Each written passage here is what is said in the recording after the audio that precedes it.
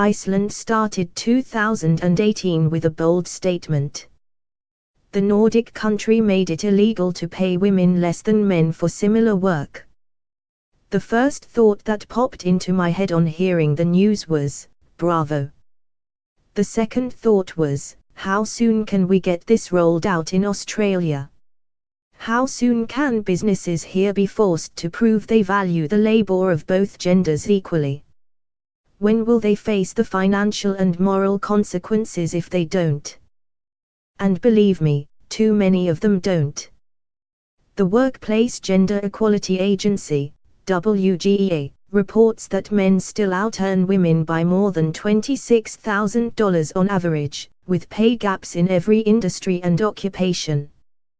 While the overall gender pay gap is steadily closing, and I along with many of my fellow leaders in the diversity and inclusion space herald this narrowing disparity, I am impatient for speedier, more significant change.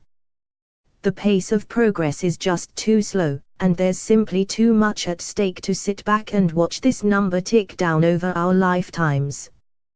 Pay inequality can have a devastating impact on women as they progress through their careers, and the lifetime earnings deficit that accumulates while we wait around for our workforce to move fully in the right direction could leave too many of them in poverty. That said, I recognize that the drivers of the gender pay gap are deeply complex. And also that the government is taking action to address some of them. In July 2017, Turnbull and team launched Towards 2025, an Australian government strategy to boost women's workforce participation. One of this program's key objectives is to drive childcare and early learning reforms, which in turn would encourage families and women in particular to increase their workforce participation. That's a start, given that DCA's report She's Price, less the economics of the gender pay gap, produced in conjunction with KPMG and WGEA, showed that years out of the workforce due to caring responsibilities is one of two key factors driving the pay gap. But our research also showed that the single largest factor contributing to the gender pay gap is sex discrimination, and that's inclusive of direct discrimination as well as indirect factors such as unconscious bias.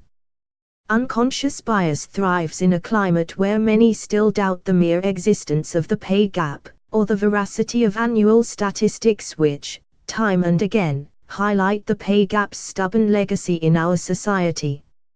Some of the fictions I often hear include things such as women would choose to work part-time.